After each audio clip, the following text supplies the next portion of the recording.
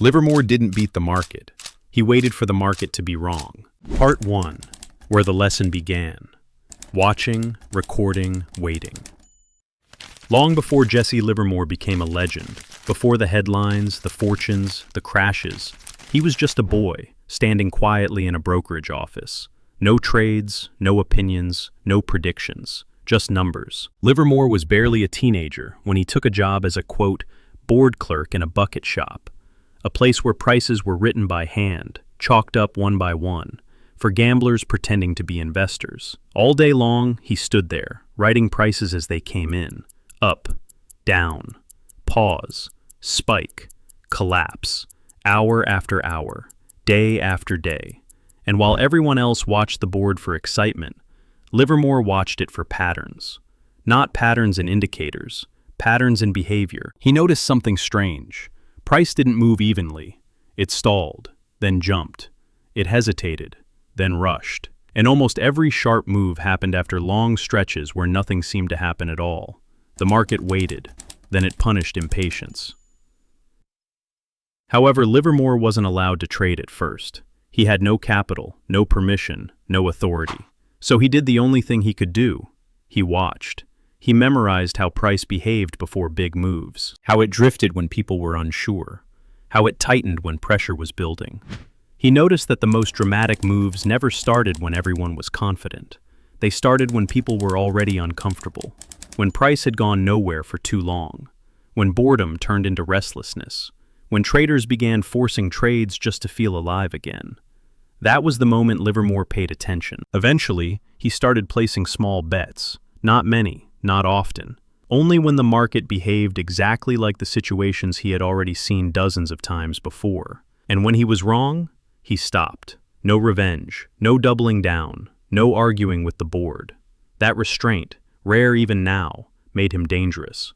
Because while others needed constant action, Livermore needed confirmation. But here's the part most people skip. Livermore didn't win because he found a magic setup. He won because he could endure waiting longer than everyone else in the room. While other traders chased every flicker of movement, Livermore waited for price to prove that something had truly shifted. He understood something counterintuitive. Early entries feel smart, but they're usually paid for with pain. The market doesn't reward anticipation. It rewards confirmation after excess. And confirmation takes time. Time that most people cannot tolerate. As his confidence grew, so did his account. He won consistently enough that the bucket shops began to notice. Not because he traded often, but because when he did trade, he won too cleanly. They accused him of cheating, of reading delayed prices, of exploiting flaws. The truth was simpler and more unsettling. Livermore wasn't faster than them. He was slower. He let the market show its hand first, and that made him unpredictable. Eventually, he was banned, not because he broke rules, but because his patience exposed everyone else's impatience. So he moved on. New cities, new shops, same behavior. Watch, wait, act only when the market could no longer hide its mistake. But here's where the story turns, because early success can be just as dangerous as early failure. Livermore had learned how to wait, but he hadn't yet learned how fragile that discipline really was. Money changes the pressure. When you're poor, waiting feels like survival. When you're successful, waiting feels like hesitation. Livermore would soon learn that lesson the hard way, because knowing how to wait is very different from being able to wait when ego, reputation, and size are involved. And in the next chapter of his life, Livermore would discover something brutal. The market doesn't care what you know.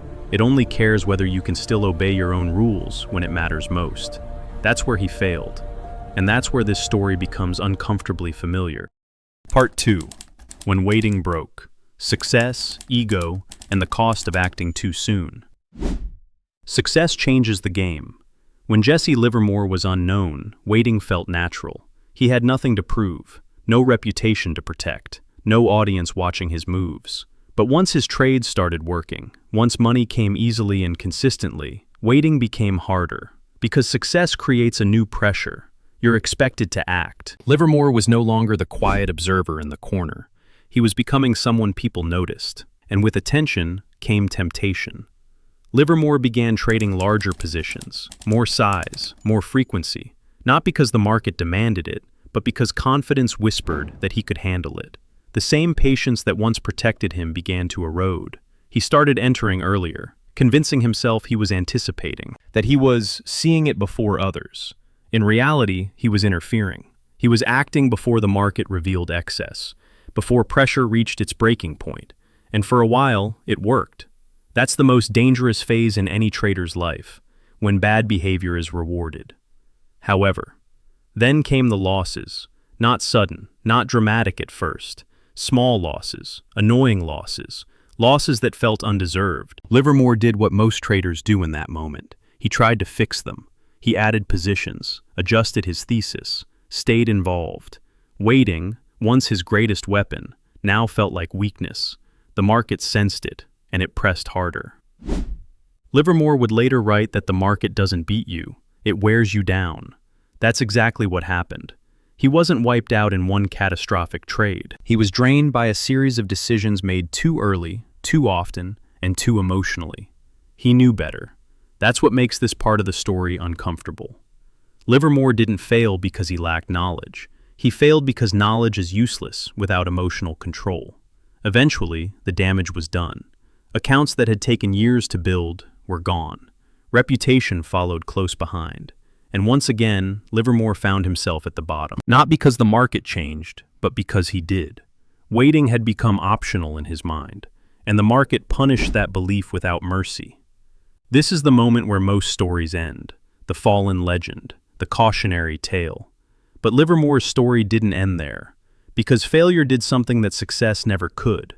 It humbled him, and humility reopened the door to waiting. With nothing left to protect, Livermore returned to his original discipline. He stopped trying to be clever, stopped predicting, stopped forcing trades. He went back to observation, letting price move, letting others commit, letting pressure build, waiting for the market to make itself wrong again. And that's when the real shift happened. Livermore realized something painful but liberating. You don't need to be involved to be right. You don't need to trade to be in control. Control comes from restraint, from letting the market exhaust itself while you remain untouched. Most traders never relearn this lesson once they forget it. Livermore did, but only after paying a heavy price. In the next part, you'll see what happened when he finally stopped fighting the urge to act, and started letting the market walk into its own mistakes. That's when patience turned into power. Part 3. Letting the market walk into the trap. From anticipation to confirmation. When Livermore came back from ruin, he didn't come back hungry. He came back quiet. Something in him had changed. He no longer felt the urge to prove anything to the market. No need to be early. No need to be clever. No need to feel involved.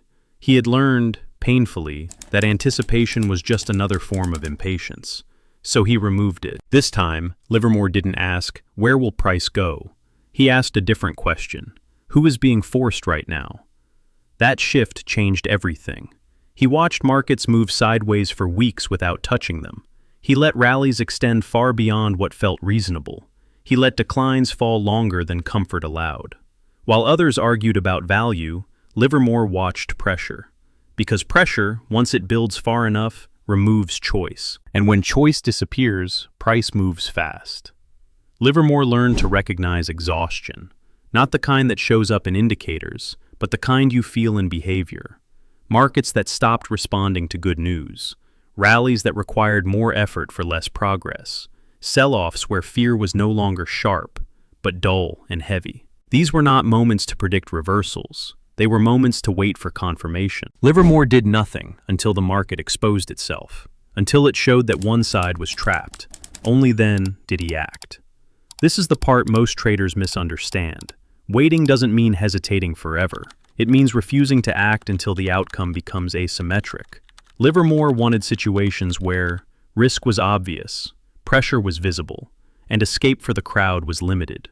Those situations are rare, which is why he traded so infrequently. There were long stretches where Livermore held nothing. No positions, no exposure, just cash. To most traders, that feels like failure. To Livermore, it felt like clarity. Because being flat meant he could see the market without bias. No hope, no fear, no need for justification, only observation. When the moment finally came, it felt almost anticlimactic. No excitement, no rush, just a quiet decision. The market had gone too far, too fast, with too many people leaning the same way. The mistake was no longer hidden. And that's when Livermore stepped in, not to fight the trend, but to profit from the crowd's inability to reverse. These were the trades that defined him, not the number of them, but the quality. One position, placed at the right time, could undo the damage of dozens of earlier mistakes. That's the paradox most traders never accept. More activity doesn't mean more opportunity. It usually means less. Livermore didn't need constant action. He needed one clear imbalance. However, but even here he was careful. He didn't marry positions. He didn't argue with price. If the market didn't behave as expected, he stepped aside. No ego, no attachment. Waiting was still his foundation, even after entering, because patience doesn't end when the trade begins. That's another place traders break. Livermore had finally aligned himself with how markets truly move. Not through intelligence, not through prediction, but through pressure, exhaustion, and forced behavior. He stopped trying to win against the market and started letting the market defeat itself. In the next part, we'll see the ultimate proof of this philosophy. The moment when Livermore's patience collided with mass panic, and waiting paid off on a scale few traders ever experience. That's when silence turned into conviction. Part 4. When the crowd had no exit. Patience meets panic. There are moments in markets when noise disappears, not because things are calm, but because everyone is thinking the same thing at the same time. Those are the moments Livermore waited for. By the late 1920s, optimism was everywhere. Prices climbed relentlessly. New investors flooded in. Leverage became normal. Risk was no longer discussed, it was mocked. The market didn't feel dangerous. That's how Livermore knew it was becoming fragile. He didn't fight the rally. That's important. Livermore didn't stand in front of the market shouting warnings. He didn't short early. He didn't try to be the smartest person in the room. He waited. He watched speculation stretch further, watched credit tighten quietly behind the scenes, watched reactions to bad news change. When markets stop falling on good news, that's strength. When markets stop rising on good news, that's a warning. Livermore noticed that shift. By the time fear appeared on the surface, the damage was already done. Positions were crowded. Leverage was high. Confidence had turned brittle. The crowd had committed. That's when Livermore began positioning. Not all at once, not emotionally, methodically. He waited for breaks that didn't recover, for rallies that failed quickly, for selling that fed on itself. Each move confirmed what he already knew. The market had no graceful exit left.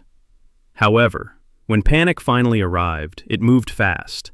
There was no time for debate, no time for analysis, only forced selling. That's when Livermore's patience was paid back in full. While others scrambled to protect what remained, he was already positioned. Not because he predicted the crash, but because he waited until prediction was unnecessary. The mistake was obvious by then. This is where the myth of genius often appears. People say Livermore called the crash, that he foresaw it. That's not accurate. He didn't foresee the future. He observed the present. He watched behavior degrade. He watched flexibility disappear. He watched choices narrow. And when the market finally moved, it moved because it had no alternative. Livermore's profits during that period were massive.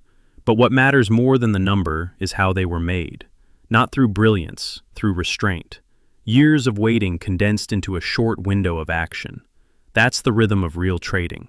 Long silence, brief violence. Most traders reverse that pattern.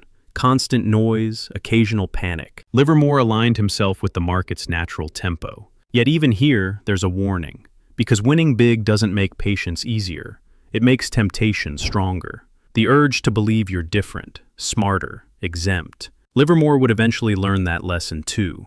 But in this moment, this rare convergence of discipline and opportunity, he showed what waiting truly looks like when it works. The market didn't collapse because Livermore was right. It collapsed because the crowd was trapped.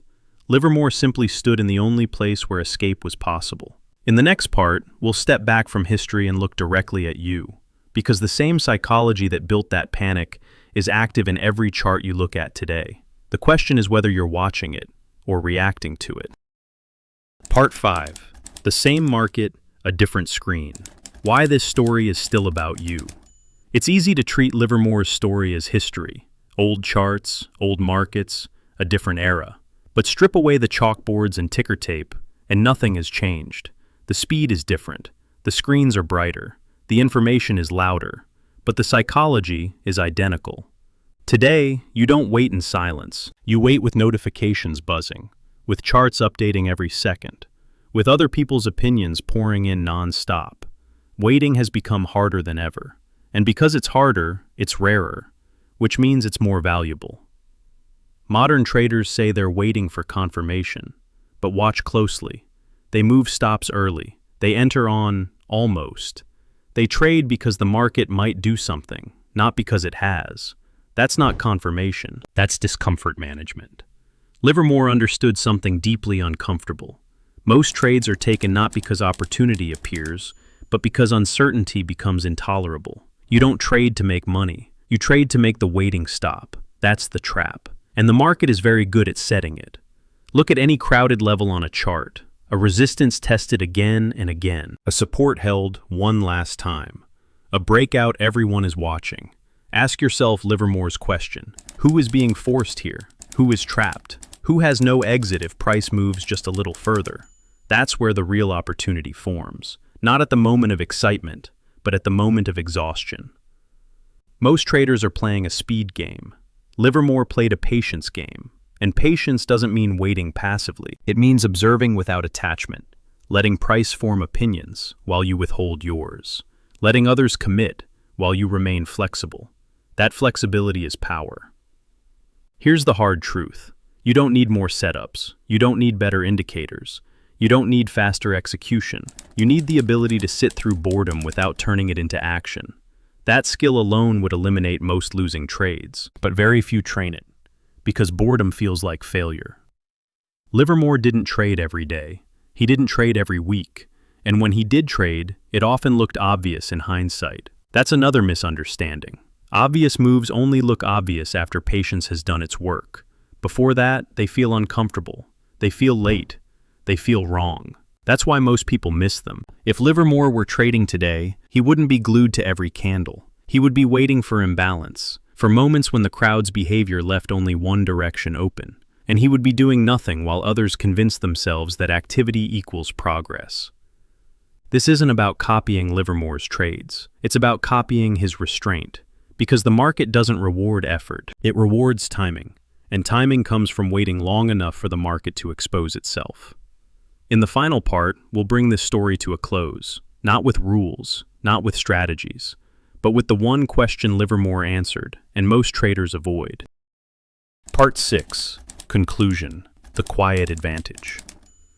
There is a reason Jesse Livermore's story refuses to fade. Not because he was flawless, not because he always won, but because his life exposed something most traders would rather ignore. The market is not defeated by intelligence. It is defeated by patience. Livermore didn't beat the market. He didn't overpower it. He didn't outpredict it. He waited for it to make a mistake, and he refused to interfere before that mistake was visible. Most traders approach the market like a puzzle. They believe if they think hard enough, analyze deeply enough, act fast enough, they will deserve to win. The market doesn't work that way. It doesn't reward effort. It doesn't reward conviction. It doesn't reward activity. It rewards restraint. Livermore learned and relearned this lesson the hard way. Every time he rushed, the market punished him. Every time he anticipated instead of waited, he paid. And every time he stepped back, every time he let the crowd commit first, every time he allowed pressure to build without touching it, the market eventually moved in his favor, not because he forced it, but because others forced themselves. That's the uncomfortable truth. Markets move when people lose flexibility, when they can no longer wait, when they can no longer adjust, when they can no longer think clearly. Livermore positioned himself outside that pressure, while others were trapped inside it. If there is one idea worth carrying with you, it's this. You don't need to trade often to trade well. You need to wait longer than you feel comfortable waiting, longer than boredom allows, longer than confidence demands, longer than ego prefers. Because the market doesn't reward those who act first. It rewards those who act last, after the mistake has already been made. The hardest part of trading is not clicking the button. It's resisting the urge to click it when nothing truly demands it. Livermore understood that. That understanding didn't make him perfect, but it made him dangerous. The next time you feel the urge to trade, pause. Not to analyze more, not to add indicators, but to ask one simple question. Am I acting because the market is offering something real, or because I can't stand waiting any longer? That question alone would save most traders years of frustration. Livermore didn't win because he knew more. He won because he waited until others could no longer wait at all. And in a market built to exploit impatience, that quiet advantage is everything.